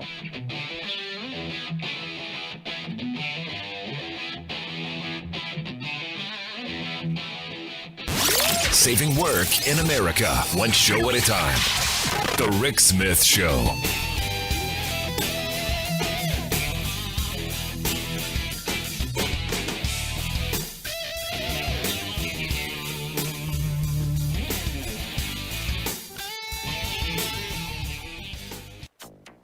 President Donald Trump in West Texas today campaigning. Welcome back to the Rick Smith Show. Now, Oil here is energy, Rick that Smith. is black gold, Texas tea. New study finds 100% clean So, electricity like I said target earlier, would Mitch generate McConnell has 25 decided million that US this is a good jobs. weekend for a long Different weekend. study You know, finds right at wind the end of the energy month. could power entire U.S. grid without harming wildlife. Plus, people across the country have been getting unexpected deliveries from China. Agriculture officials alarmed by mystery seeds in the mail. All of those bad seeds and more straight ahead. From BradBlog.com, I'm Brad Friedman. And I'm Desi Doyen. Stand by for 6 minutes of independent green news, politics, analysis, and snarky comment. Mandating net zero carbon emissions, which frankly is impossible. Only for you, loser. This is your Green News Report. Okay, Desi Doyen, so Donald Trump went down to Texas without Louis Gohmert for some reason and wanted to talk oil. Oh, yes, he did. He visited Texas on Wednesday, but not to comfort a state just hit by a hurricane. Trump toured an oil rig owned by campaign donors and turned the taxpayer-funded official White House event into a campaign rally. Shocking. Promoting deregulation of the fossil fuel industry and announcing new permits for pipelines and oil infrastructure on the southern U.S. border. He also signed new authorizations to export U.S.-produced liquefied natural gas, which will raise prices for domestic consumers, and extended those authorizations to 30 years instead of the standard 20 years. Trump also lied about presumptive Democratic presidential nominee Joe Biden's climate policy proposal to create millions of jobs transitioning the nation to clean energy. Seeking an even higher level of restrictions mandating net zero carbon emissions, which frankly is impossible. For all new homes, offices, and buildings by 2030, not possible to do. No, we won't achieve net zero emissions from electricity by 2030, either AM or PM. But aiming for 2035 is not only technically doable, according to energy experts, but major U.S. corporations and big states like California are already well on their way to achieving it. And a new study puts some numbers behind that target, calculating that Biden's nationwide target of 100% clean electricity by 2035 would create millions of high-paying jobs in repairing and upgrading the nation's rickety, decrepit electric grid. According to the new jobs analysis from nonprofit advocacy group Rewire America, quote, based on extensive analysis, an aggressive national commitment to electrify all aspects of our economy would create up to 25 million good-paying jobs over the next 15 years and 5 million sustained jobs after that. You know, this is going to be really fun and really exciting after that guy is out of office. A different study calculates that 17 states in the central United States have enough wind energy capacity to power the entire nation's electricity needs, and can do so without endangering wildlife or encroaching on protected lands. The study from the Nature Conservancy is intended to help planners save time and money by targeting areas with the lowest potential for conflict. Wow, once he's gone, America could really be great again. Especially states like Texas, Kansas, and Iowa that had the top 3 wind energy capacity. Yep. Also, building wind farms instead of pipelines and upgrading the electricity grid means not only jobs, but clean air. Meanwhile, a heads up for Florida and the East Coast on the heels of Hurricane Hannah bringing damage and flooding to Texas. There's already another tropical storm brewing in the Atlantic. The next named storm will be the earliest 9th named storm ever recorded in this historic Atlantic hurricane season. Here's how to pronounce it, courtesy of the National Weather Service. The next name in the Atlantic hurricane season will be Isaias. Yep. Isaias. Got it? No. Thanks to unusually warm ocean temperatures caused by man-made climate change, hurricanes are increasingly spinning up faster than usual, often with little advance warning, just like Hurricane Hannah last weekend and Hurricane Michael last year. No matter where you are, make sure your household is prepared for extreme weather before panic buying clears out store shelves. Isaias? Isaias. Okay, let's hope it doesn't hit.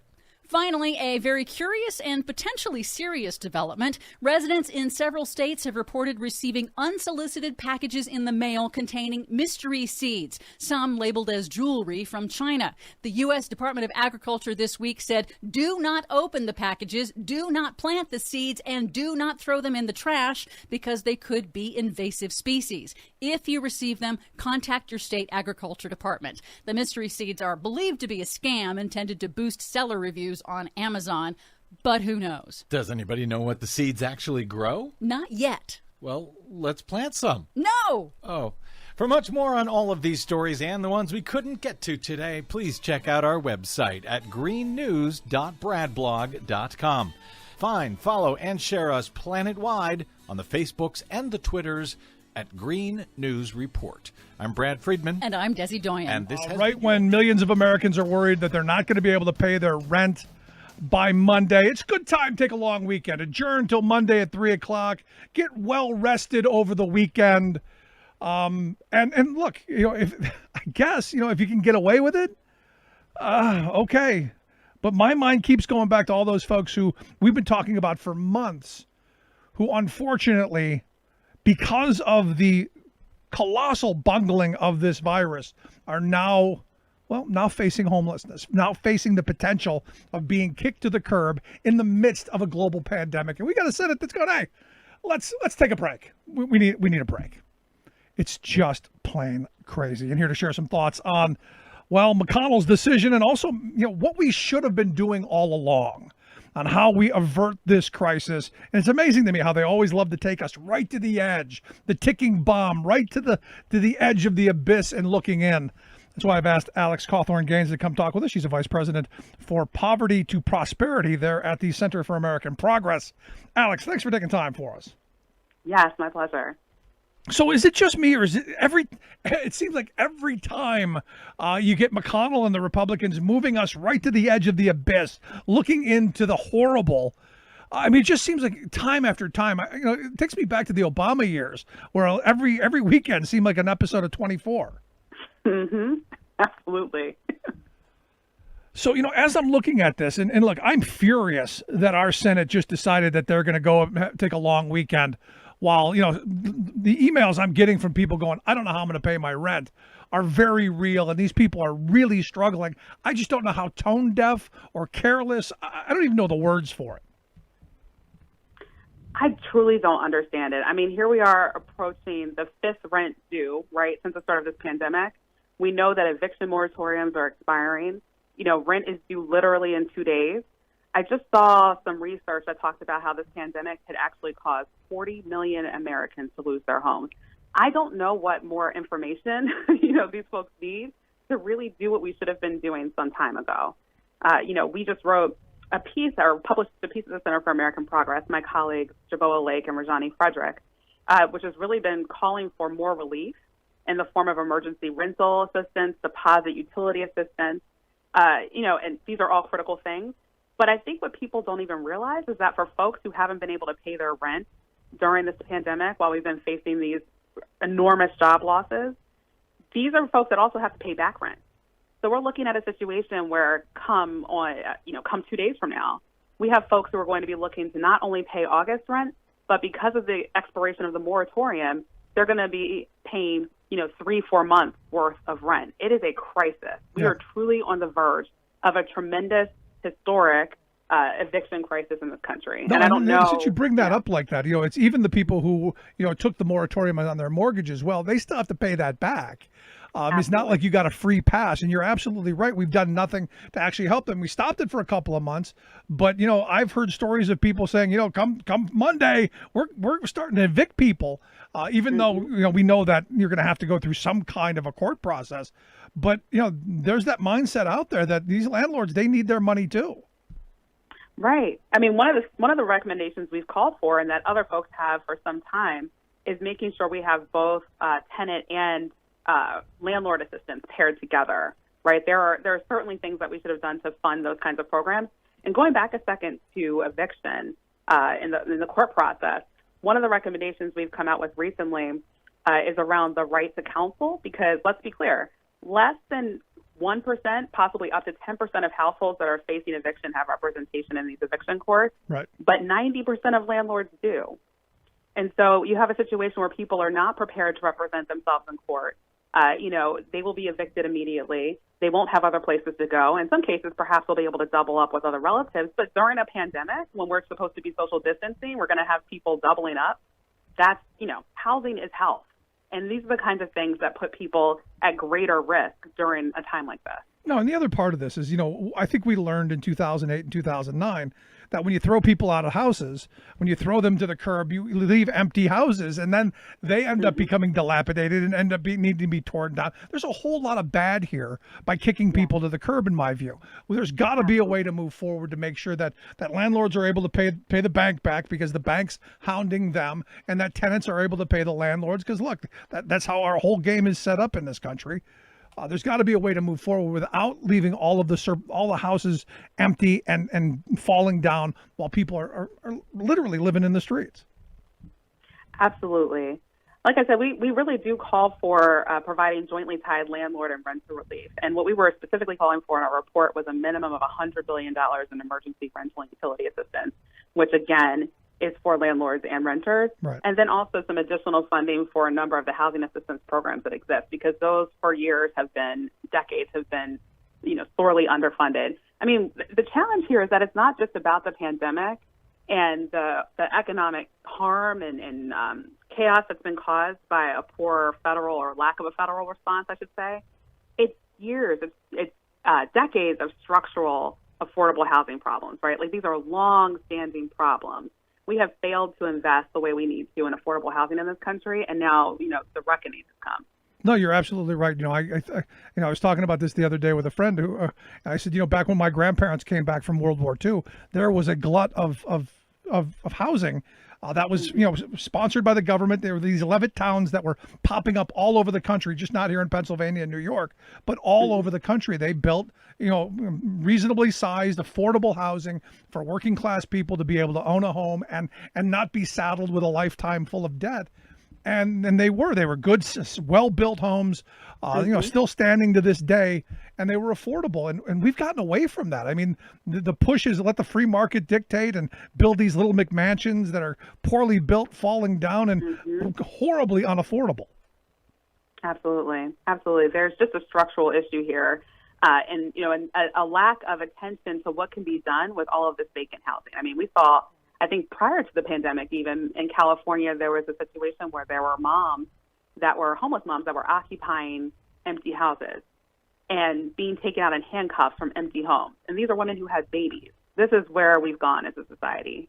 It's just deplorable. And there are certainly things that we can be doing to repurpose that kind of housing, leave it affordable and accessible for folks. That's the other piece. It's like we want to make sure we have accessible housing, healthy housing for people to live in. And so they're not just living in dilapidated, run-down, abandoned homes, right? That we're still investing in the quality of the housing stock. I want to go back to something you said a minute ago, because I think it's important to bear out that, when you end up going to like eviction court or any court really, the powers to be are the powers are outweighed against working people because, look, if you can't pay your rent, you're certainly not going to be able to hire a $300 an hour lawyer to help defend your rights.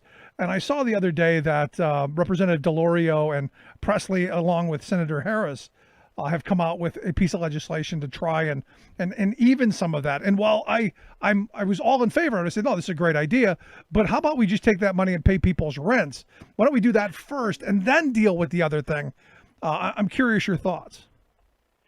I absolutely could agree with that. I think in that bill that you referenced, they talk about legal representation, limits to damage of renters' credit, the right to counsel, collecting uniform eviction data. These are all things that are important, but there are other bills that are pending, including some from Representative Omar, Representative Waters, that are rent mortgage cancellation, emergency housing protections and relief.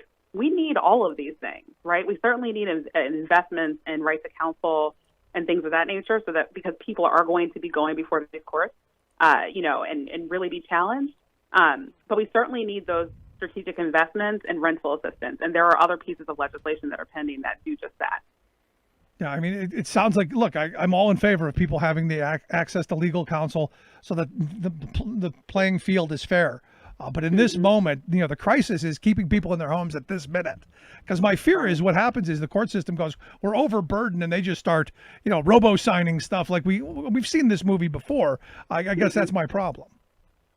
That is a real fear. To the point that I made earlier, people have months of back rent that they're going to be having to pay. And without sufficient representation and also just being overwhelmed in court, I can see a situation in which there's just the movement toward uniform signing of these documents, right? Especially because some people don't even realize they need to be in court. I mean, this is why counsel is so important. Some people think they can ignore the letters that they get and just sort of see what happens when it comes to being served and hope that things work out in their favor. But this is why that assistance, the representation, the right to counsel is so important. Yeah, I mean, it's crazy. So walk me through this idea because, like I said, you've got McConnell and the Republicans who have left.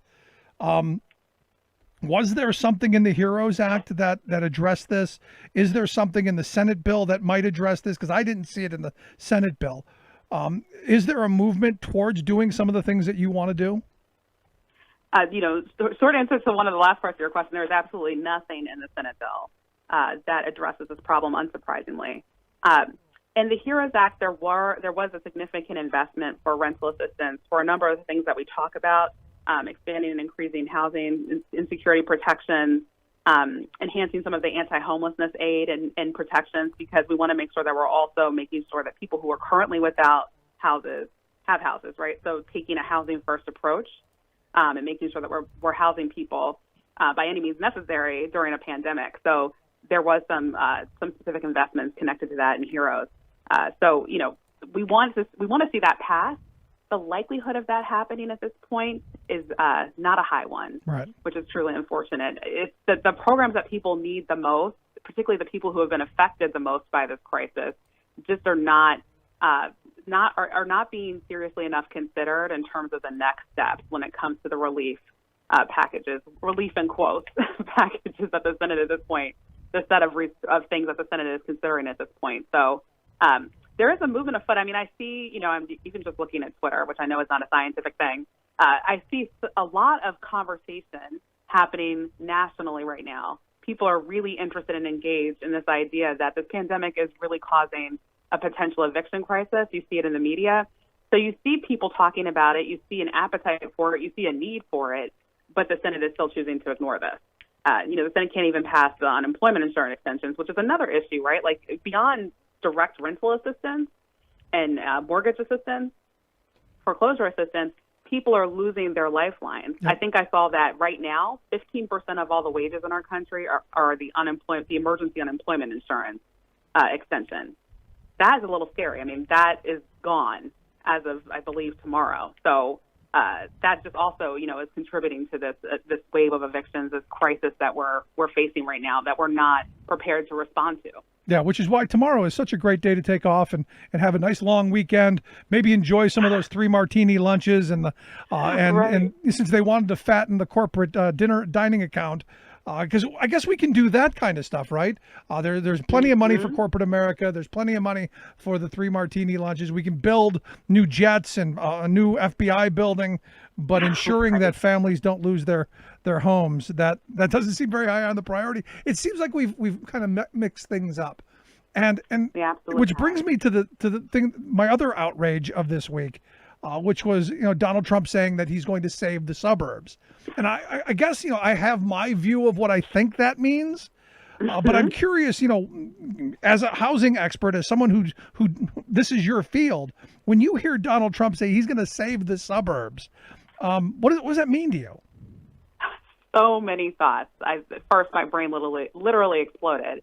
Talk about a obvious dog whistle, right? Someone said yesterday to me actually that in this case the dog whistle is a bullhorn when you're talking about racism and classism and pandering to what you think are largely white suburban voters. It also brings me back to the research that I did a number of years ago around suburban poverty. Suburbs are incredibly diverse.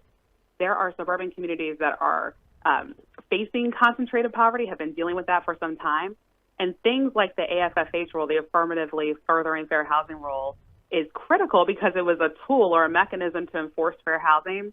and require these communities that get federal funds to evaluate what patterns of segregation are looking like, right? Where they're seeing a need for more community investment so that you can actually deal with the conditions that are connected to concentrated poverty. Like, this is a tool to really enforce the Fair Housing Act. It only existed from 2015 on. And so the other thing that made my brain explode is that this rule hasn't actually been in effect long enough to actually have any impact one way or another, right? On what's happening in the suburbs. No, absolutely. But what this ridiculous. was is two things, and I think you hit it. You went right where I went. This is, dog whistle with a blowtorch, and this is undoing anything that had Obama's name on it. Didn't matter what it was, good, bad, indifferent. If his name's on it, it's got to go. Absolutely. That's exactly what it was. And I think what people may not realize is, like, this is just one of several actions this administration is taking to dismantle protections that have been put in place and enhanced under the Obama administration. I mean, these are protections that are longstanding, that predate the Obama administration in some cases, but the rules that were put in to help protect the most vulnerable in a number of different housing programs have been dismantled over the last several years. And this is the one, this very wonky data. It's really like a rule focused on data collection. But he's using this, obviously, as a dog whistle to pander to who he thinks are largely white suburban housewives, right? Like, he's really stuck. The other thing that went through my mind is he's, like, stuck 50 years ago in his perception of, like, who folks are in the suburbs. It's really, truly ridiculous. No, you're right. But here's the thing, and this is where my mind went when I saw this. Because I grew up as a kid in a housing project on the west side of Cleveland. I grew up the minority in a minority community, and we were able to get a Section 8 housing voucher to move out of that housing project and into a suburb. So, I know a lot of people, when they hear, we're going to protect the suburbs, they think that, it's an invasion of others.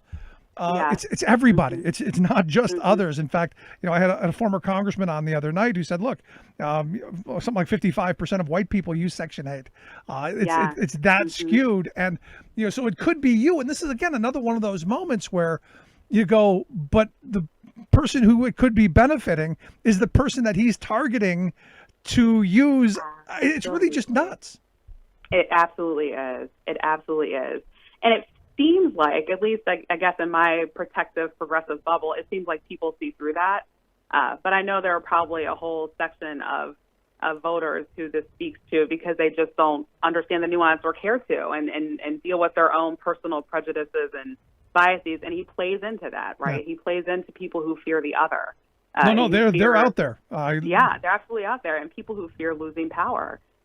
So it was absolutely wild seeing that that tweet from the president yesterday. But let me ask you this. Let me ask you this, Alex, because I've had a couple of conversations with people about Section 8 vouchers here lately, and it's their view that it's a bad idea. We shouldn't be enriching landlords and people like Donald Trump who have abused this system for years. We should be scrapping the whole thing and moving to actual giving people homes. It seems pretty simple in places like Utah, where they have homeless programs that actually give people places to live instead of going through these really wild roundabout ways of getting aid to folks, that it's actually cheaper and more direct. Is that a possible path forward? So maybe by Trump, drawing attention to this, maybe we move into a direction where we scrap the whole thing and we do something better?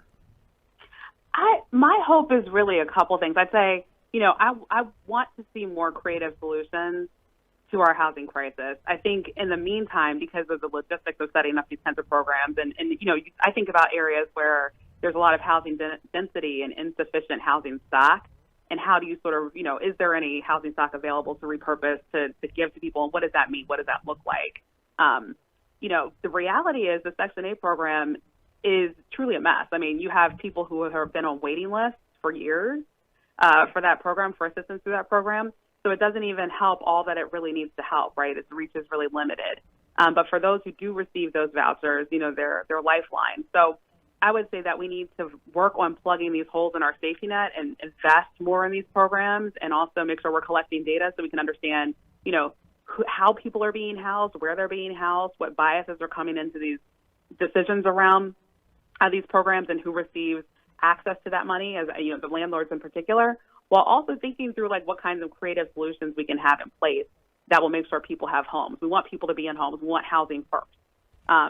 And so in my mind, that's a potential solution, but like the logistics, the policy hooks, the practice, all of that, that's where it becomes unclear, right? Like it's going to take some time to move something like that forward. Right. So we don't scrap what we've got until we've got something in hand. So last question I've got for you, marching orders between now and Monday, because evidently the senators have got time on their hands. Maybe a little golf with Trump, who knows? Any suggestions on what folks should be doing between now and then? I mean, if we're talking between now and Monday, a really simple thing would be to extend this eviction moratorium and expand it beyond federal properties. I mean, I think one of the challenges with the eviction moratorium as it stood was that it only applied to properties with federal mortgages, which is only about 30% of renters, basically, that were protected by that, if I have that data correct. So one simple thing, in my mind anyway, would be to expand eviction moratoriums. And it's not just at the federal level. There are actually, I think, at least 29 states that had those in place. And a number of those states have also let them expire without a real plan for helping people catch up on their pay or what have you, their income, so that they can pay all their back rent. So, in my mind, it's both the federal government and state governments, localities really need to think through how they can expand those moratoriums and make sure that give people a chance to actually pay back their rent. There's a whole host of other programs that need investment. People need food stamps. People need, unemployment insurance. I want to see all of that continue. But in a world where you need something that can be done fairly quickly, extending those moratoriums is the right thing to do. We are coming up in 2 days having people, not being able to meet this month's rent, and potentially, this is the fifth rent that they're not able to pay. Like, something has to be done. And I think that eviction moratorium is critical. Yeah, I'm right there with you.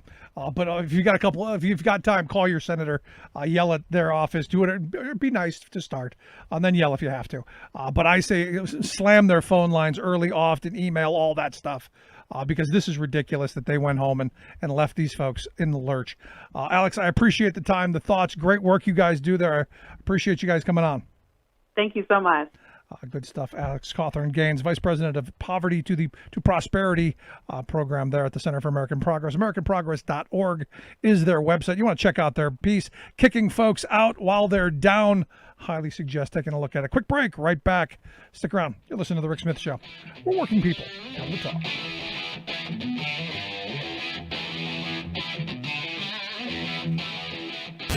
Saving work in America, one show at a time. The Rick Smith Show.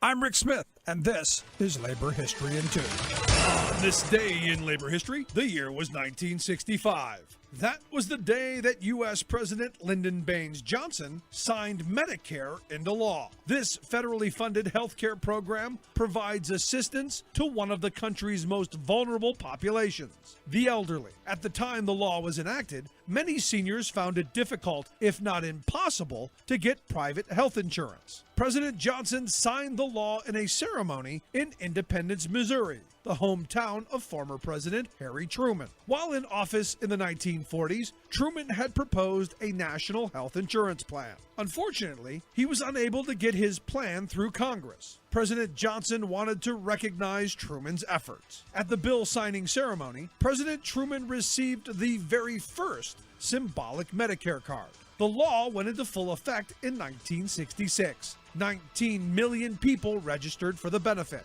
One of the labor leaders who fought for Medicare was Nelson Hale Cruikshank. Nelson held several positions for the AFL-CIO, and he spent his career advocating for social insurance protections for working people. He earned the nickname the Father of Medicare. The same year that the Medicare law was passed, Cruikshank explained why he thought it was so important to reform health insurance. He said, quote, "In too many doctors' offices today, the Hippocratic Oath has given way to the Dow Jones average." By 2010, 48 million Americans received their health insurance through the Medicare program. 8 million were people with disabilities. The rest were seniors. The program has had a tremendous impact on the quality of life of millions of older Americans. Yet, since its inception, there have been those who aim to make it less accessible by scaling back benefits and raising the eligibility age.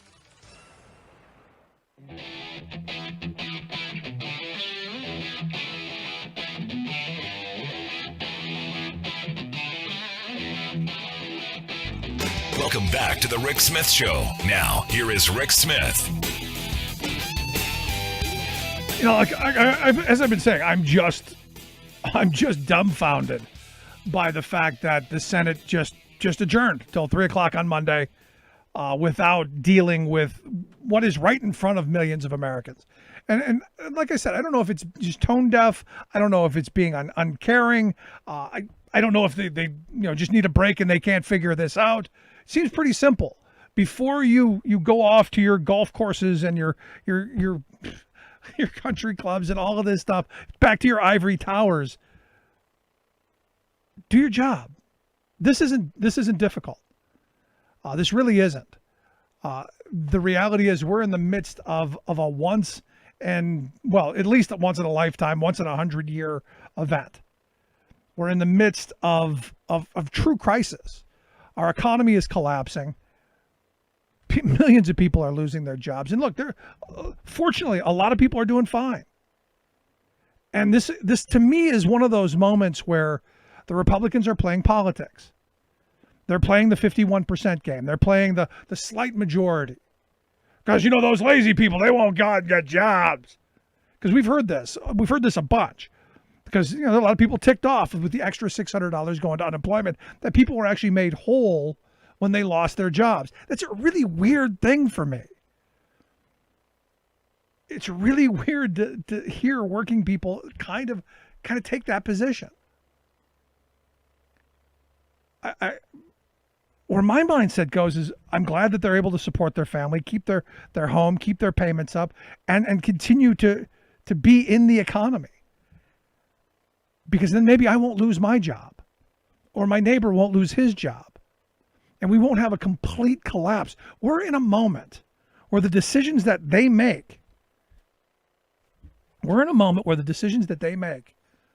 could send us into a spiraling just demise of Trumpvilles and COVID armies of people marching to Capitol Hill begging for food like we've seen in the history of this country. I mean, it's the potential of horrible is right there. It's right at the edge. We're looking right into it. And what Mitch McConnell and the Republicans again have done, and we learned this during the Obama years, this is their negotiating style. This is how they get their pound of flesh. This is how, like the 2-year-old in the aisle kicking and screaming, they get the sugary cereal. They say, we're gonna burn everything down. And we don't care what the voters think. We don't care what you think. We don't care what anyone thinks. We're going to burn it all down. Give us what we want. And I'm hoping that this is the moment where Democrats stand up and say, no, we're giving you everything you could possibly want to save this economy, and take credit for it.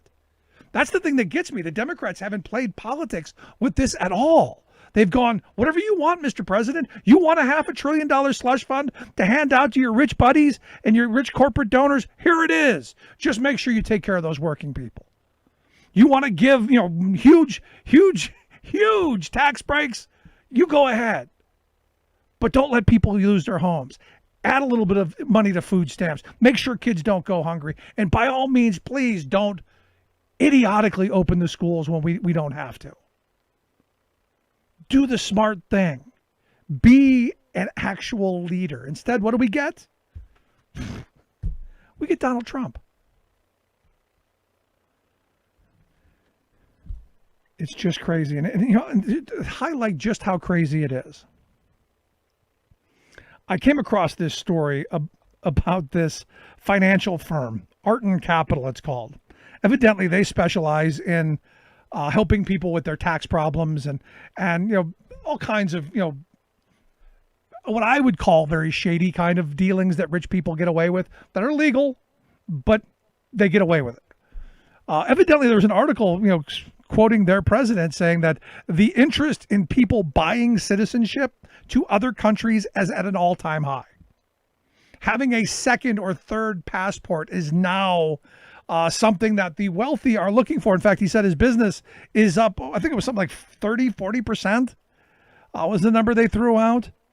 And the price tag for getting one of these second passports or one of these services to buy citizenship somewhere is about $100,000 for some Caribbean islands and upwards of $2 million for European countries. So if you're rich enough, you can buy your way out of this place. You can buy your way out of the United States of America to get into some other place. Stop and think about that for a second. We always are told we got to follow the money, follow the rich people. What are the rich people doing? The rich people are looking to get the hell out. I think that should tell us something. I'd love to hear your thoughts. Would you want a second citizenship? Do you think we need it? Well, a lot of rich people seem to think so. Scary times. Anyway, if you missed any of today's program, you can download the podcast there at the website. Get the app on the smartphone. Take the program on the go wherever you go. And as always, you can email me, rick@thericksmithshow.com. Between the elections wanting to be moved off, all of the insanity around Pence here in Pennsylvania, it's going to be an interesting wind-up of the week. Thanks so much for being here. We'll see you back here next time.